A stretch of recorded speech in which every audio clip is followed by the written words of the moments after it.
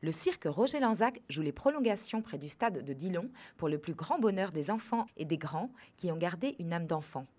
S'il y en a qui vivent la vie d'artiste à 100%, ce sont bien les artistes de cirque.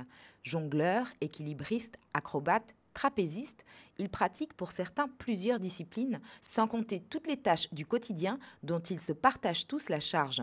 Le clown Harris semble savoir jouer d'une bonne dizaine d'instruments de musique et il n'en oublie pas de nous faire rire. Sa fille, Daisy, elle, est championne d'Europe de hula-hoop et nous en fait la démonstration avec une douzaine de cerceaux. John est jongleur, acrobate, clown, musicien. Le couple de trapézistes italiens d'Amico nous en met vraiment plein les mirettes tant ils sont beaux, doués et talentueux avec un univers très théâtral. Cela change du cinéma, des ordinateurs, des jeux vidéo et nous allons le dire, de la télévision aussi, auxquels sont habitués dorénavant nos enfants. De fil en aiguille, ils se laissent capter, émerveiller. Ils rient aux éclats, ils crient, ils applaudissent. Pendant l'entracte, pas de répit pour la jolie sirène qui vend des affiches souvenirs que les plus passionnés accrocheront dans leur chambre. 3 petites filles courent faire signer la leur par le clown Harris avant de les plier précautionneusement et de les ranger dans leur petit sac. Cette année, pas de lion, mais des artistes de renommée européenne accompagnés d'un véritable orchestre. Des numéros de grande qualité, on sent les années de pratique, d'entraînement. Les corps sont athlétiques, fuselés jusqu'aux pointes.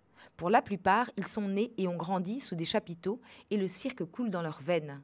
Comme les D'Amico, qui voient du pays, mais qui sont issus d'une très grande famille d'artistes de cirque très connus en Italie.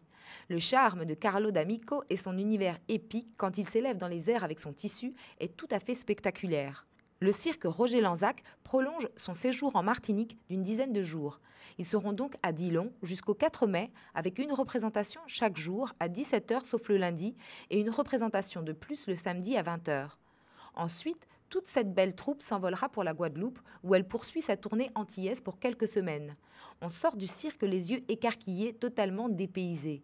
Avec la surenchère d'effets spéciaux auxquels nous sommes si accoutumés, le cirque et sa tradition du spectacle offrent un divertissement fascinant pour nos enfants et même pour les grands. Enfants que nous sommes tous quelque part.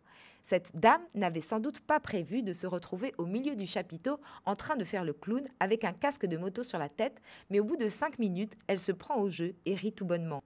On peut le dire, les artistes de cirque sont vraiment des irréductibles à notre époque.